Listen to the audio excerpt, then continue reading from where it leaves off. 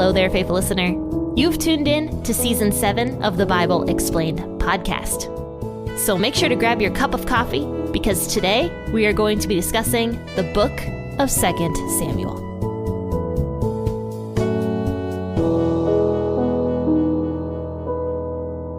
Well, faithful listeners, we are officially in the last week of Season 7. We only have 5 more days in 2 Samuel. We're going to talk about the rest of 2 Samuel 23 today, and then we will finish up on Friday, and then we will be done with Season 7. And for some reason, I'm really sad about ending Season 7. It's almost like the end of an era. At least for me. I'm sure you guys don't feel that way. But for me, I'm kind of sad that we're moving into Season 8 for some reason. But I'm sure I'll really enjoy doing Season 8 as well. And I'm sure you guys hopefully will enjoy listening to Season 8 and understanding more about what Scripture has to say about the kings that come after David. So faithful listeners, let's go ahead and read 2 Samuel 23 verses 8 through 39. We will be discussing David's mighty men today. So I'll be reading this out of the WEB today. Once again, this is 2 Samuel 23, 8 through 39. These are the names of the mighty men whom David had. Josheb-Beshebeth, a Tekomonite, chief of the captains. He was called Adino the Eznite, who killed 800 at one time. After him was Eleazar, the son of Dodai, the son of an Ahohite, one of the 3 mighty men of David. When they defied the Philistines who were gathered together to battle, and the men of Israel had gone away, he arose and struck the Philistines until his hand was weary, and his hand froze to the sword. And Yahweh worked a great victory that day, and the people returned after him only to take plunder. After him was Shammah, the son of Agi, a Hararite. The Philistines had gathered together into a troop, where there was a plot of ground full of lentils, and the people fled from the Philistines. But he stood in the middle of the plot, and defended it, and killed the Philistines, and Yahweh worked a great victory. 3 of the 30 chief men went down and came to David in the harvest time to the cave of Adullam, and the troop of the Philistines was encamped in the valley of Rephaim. David was then in the stronghold, and the garrison of the Philistines was in Bethlehem. David longed and said, "Oh, that someone would give me water to drink from the well of Bethlehem, which is by the gate." The 3 mighty men broke through the army of the Philistines, and drew water out of the well of Bethlehem that was by the gate, and took it and brought it to David. But he would not drink of it, but poured it out to Yahweh. He said, "Be it far from me, Yahweh, that I should do this. Isn't this the blood of the men who risked their lives to go?" Therefore he would not drink it. The 3 mighty men did these things. Abishai, the brother of Joab, the son of Zeruiah, was chief of the 3. He lifted up his spear against 300 and killed them, and had a name among the 3. Wasn't he the most honorable of the 3? Therefore he was made their captain. However, he wasn't included as one of the 3. Benaiah the son of Jehoiada, the son of a valiant man of Kabzeel, who had done mighty deeds, killed the 2 sons of Ariel of Moab. He also went down and killed a lion in the middle of a pit in the time of snow. He killed a huge Egyptian, and the Egyptian had a spear in his hand. But he went down to him with a staff, and plucked the spear out of the Egyptian's hand, and killed him with his own spear. Benaiah the son of Jehoiada did these things, and he had a name among the 3 mighty men. He was more honorable than the 30, but he did not attain to the 3. David set him over his guard. Asael, the brother of Joab, was one of the 30. Elhanan, the son of Doda of Bethlehem. Shammah the Haradite. Elika the Haradite. Helez the Paltite. Ira the son of Ikish the Tekoite. Abiezer the Anathothite. Mebunai the Heshuthite. Zalman the Ahohite.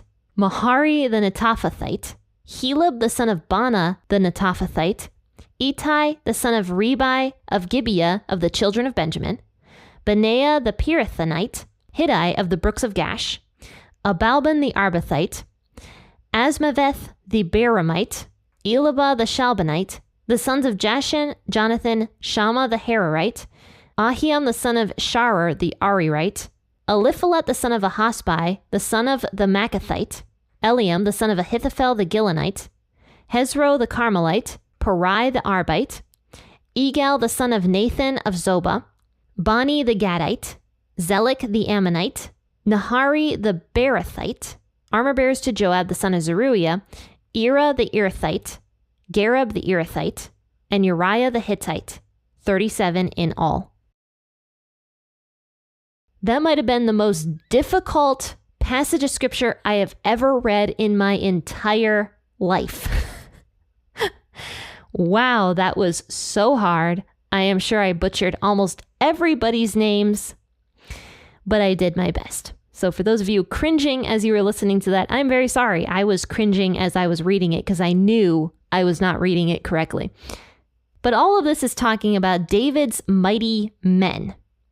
And the first paragraph here, verses 8 through 15, talk about the 3 mighty men that David had. And it sounds like the 3 mighty men that David had were like the most courageous of all of them. So they became the 3 is what they're called. So it looks like David had 30 chief men out of about 600 men that followed him from the very beginning. But out of those 30, 3 were extra special. And it says that YHWH, a Techamonite, the chief of the captains, was one of the 3. He was also called Adino the Eznite. So I'm just going to go by Adino because that is much easier for me to pronounce. Adino killed 800 men at one time. So obviously, if you are so brave and courageous and mighty that you kill 800 people during war at one time with just a sword or whatever Adino had, you obviously get a place of honor. So Adino became one of the 3. After him was Eleazar, the son of Dodai, the son of an Ahohite, one of the 3 mighty men with David. It says, Eleazar defied the Philistines who were gathered together to battle, and the men of Israel had gone away. Meaning, Eleazar was one of the few people left to defy the Philistines, and it looks like all the other Israelites ran away scared. And so Eleazar arose and struck the Philistines until his hand was weary, is what it says, and his hand froze to the sword. So he was so tired, but he just wouldn't give up. He was so tired that his hand froze to the sword. He just couldn't let it go. And he probably had such a hand cramp that he couldn't physically let it go. So he just kept fighting and fighting. And it says that through this man, Eleazar, Yahweh worked a great victory that day. I like how every single time it mentions that one of these men did something amazing, it actually says that actually Yahweh was the one who worked a great victory that day. Because first and foremost, God is the one who gives courage. God is the one who gives strength. And God is the one who gives victory. So ultimately, all of our successes come from God. So Yahweh worked a great victory that day through this man, Eleazar, who struck the Philistines until his hand was basically glued to his sword. And then after Eleazar was done fighting off all of these Philistines, it says then the people returned to take plunder. So poor Eleazar is like left all by himself to fight off all of these Philistines. The Israelites completely abandoned him until it was gone. Then they're like, you know what? We deserve all this plunder. Let's just go get that plunder.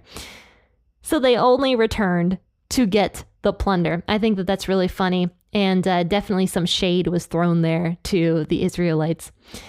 After him, this man Shammah, the son of Agi, a Hararite, stood up against the Philistines when they were gathered together into a troop on a plot of ground full of lentils. So it was lentil season, and all these Philistines are trying to, it looks like, take this field. And all of the Israelites were very scared, it says. It says the people fled from the Philistines, and they were about to let the Philistines just come in and take that field and take whatever else the Philistines wanted. But Shammah stood up against them. He stood in the middle of that plot and defended it, is what it says. So Shammah was like, you know what? These lentils, they belong to Israel. You don't get them. And he stood in the middle of that plot all by himself with the Philistines there trying to fight against him. And it says that he killed the Philistines and Yahweh worked a great victory. So through Shammah, God also worked a great victory. So Shammah, Adino, and Eleazar were the 3 main mighty men that David had. They were called the 3. And then in verse 13, it mentions this little story of something that happened with the 3. It says the 3 came down to David when David was in the cave of Adullam. So it sounds like this story happened earlier on in David's life. Like this was not obviously at the end of David's life, like we had just talked about on Friday. We mentioned how David had given his last words. So this story is just a recollection of some of the things that happened during David's life that scripture doesn't mention any other place. But these three mighty men who deserved honor, and this is why these stories are being told about them, they went to go see David when he was at the cave of Adullam, and it says the troop of the Philistines were encamped in the valley of the Rephaim. So this means that David was once again battling against the Philistines. So this could have been very early on, actually, in David's career as king. David was in the middle of the stronghold, and the garrison of the Philistines was then in Bethlehem. And I can imagine David was not very happy about that because Bethlehem was his hometown. But David, who was fighting against the Philistines, just mentioned something. It almost sounds like in passing. It says, David longed and said, "Oh, that someone would get me water to drink from the well of Bethlehem, which is by the gate." So David's kind of like, man, that water I grew up on was so tasty, that well water by the gate. It was so cold. It was so refreshing. And man, I'm so thirsty right now with all this lukewarm water. Now, obviously, these are my words. This is not really what David is saying. But David is just longing for this water. He's like, that water I had when I was a kid, that was some crisp, delicious water. And too bad I can't go over there to get some because the Philistines are camping in my hometown. But it says that the three mighty men heard David say this, and they decided, you know what, let's go get David that water. He deserves it as our king.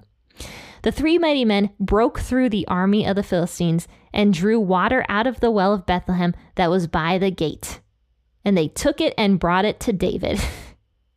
So the three mighty men, they actually break through all by themselves the garrison of the Philistines that was encamped in Bethlehem. They go to that well that David was talking about. They draw out water and they bring it to David. And so David gets his water and he is overwhelmed and he refuses to drink the water. I don't know about you, but if I had just risked my life to go get water for somebody and they refused to drink it, I'd be like, why did I risk my life to go do that for you? But David refuses to drink it. Instead, he poured it out to Yahweh. So he just dumps it on the ground. But David was doing this for a reason. He didn't just rudely dump it out on the ground. It actually says he poured it out to Yahweh. So this means that David actually made it an offering to Yahweh. So in a way, David really gave these men a huge compliment by pouring it out because he was basically saying, I am not good enough to drink this water. You guys did this wonderful, amazing thing for me by going and getting this water that I really love. I'm not even going to drink it. I am not worthy to drink this water because of that amazing sacrifice you just did. So David actually makes it into an offering, like a drink offering. And these drink offerings, if you read about them, would just be poured out. They'd be poured out onto the ground. And that was just signifying how this drink offering, the drink could never be gathered back up again from the ground. Once it was on the ground, you can't get it back again. And so it was for Yahweh. That was what the drink offering signified. It was only for Yahweh. And so David ends up pouring the water out as an offering to Yahweh. And so maybe it was the best compliment David could actually give these three mighty men that he had. Maybe they were most complimented by that. Instead of David just drinking it and being like, thanks guys. Cool. Gonna move on with my day. Instead, David really was very appreciative of it by pouring it out. So he says, far be it from me, Yahweh, that I should do this. Isn't this the blood of the men who risked their lives to go? So David almost considered this drink offering as the blood of his men. And so that's why he decided not to drink it ultimately. Because in scripture, there are many verses that say, do not drink blood because the life is in the blood. And so David says, because my men risked their lives to get this water for me, it's almost as if it is their blood and I am not going to drink it and, let my men's sacrifice go to waste. So he poured it out as a drink offering. Therefore, David would not drink it. The 3 mighty men did these things. So those are the story of the 3 mighty men that we just talked about. Adino, Eleazar, and also Shammah. But now it talks about the rest of the 30 men who were also considered like the top tier fighters in David's army. It says Abishai, the brother of Joab, who we've talked about many times, the son of Zeruiah, David's sister, was chief of the 3. So Abishai, even though he was chief of the 3, he did not make it as one of the 3, but it actually says that he was the most honorable of the 3, so he became their captain. But once again, he was not considered part of the 3. He was just the captain of the 3. It actually says that right here. He was the most honorable of the 3, therefore he was made their captain. However, he wasn't included as one of the 3. So Abishai also had a very important role and became just as notorious, just as well known as the 3 for all of the things that he did. It actually says that Abishai lifted up his spear against 300 and killed them. So Abishai, we've heard many stories of him already. He had saved David's life a couple chapters ago. He did many great things for Israel, and so he had an honorable title. Then it says Benaiah, the son of Jehoiada, the son of a valiant man of Kabzeel, who had done mighty deeds, killed the 2 sons of Ariel of Moab. So I guess Benaiah's dad had done some mighty deeds as well, but I don't know what he did. It just says that his dad had done mighty deeds. But Benaiah killed 2 sons of Ariel of Moab. He also went and killed a lion in the middle of a pit in a time of snow. And then most notably, it says he killed a huge Egyptian. And this Egyptian had a spear in his hand, and all Benaiah had was a staff. So basically like a club or like a bat or something. All he had was a staff. And he goes up against this huge Egyptian man who had a big spear. And it says that Benaiah plucked the spear out of the Egyptian's hand and killed him with his own spear. So it's kind of an interesting story there that somehow this huge Egyptian man was bested by Benaiah, who was only carrying a club. And it almost sounds like this Egyptian man was also a giant, right? So kind of a similar story to David himself. But David had a slingshot, whereas Benaiah only had a club. So that was what Benaiah did. And he had a name among the 3 mighty men also, but he did not become one of the 3. However, he was more honorable than the rest of the 30. It says, so David set him over his guard. So Benaiah was very honorable, most honorable of all of the 30 men, but did not attain the amount of honor needed to become one of the 3. So David put him in a very prestigious position as captain of the guard. Then it mentions the rest of the 30. Asael, the brother of Joab, was one of the 30. Elhanan, the son of Dodo of Bethlehem, and I am not going to reread all of these names, I am sorry, but I am going to mention a handful of names that are notable. Obviously, Asael was one of the 3 sons of Zeruiah, but he had died early on in 2 Samuel. Abner actually killed him, but I'm not going to get back into that story. But Asael became one of the 30 mighty men of David. And then a handful of other guys. Then it also says Eliam, the son of Ahithophel, the Gilonite, was one of the 30 men. And this is what's really interesting here. Ahithophel was that advisor of David that defected over to Absalom's side. Ahithophel's son, Eliam, was one of David's 30 mighty men. And what's also weird about this was Eliam was Bathsheba's dad. You know, the woman that David cheated with? Yeah, she was the daughter of Eliam and also the granddaughter of Ahithophel. So David was really connected with Bathsheba's family, because it also mentions here that Uriah the Hittite, Bathsheba's husband, was also part of the mighty men of David. So it's really interesting here that David was very connected to Bathsheba's family. And yet David was like, you know what? I can get away with sleeping with this beautiful woman, Bathsheba. I can get away with it.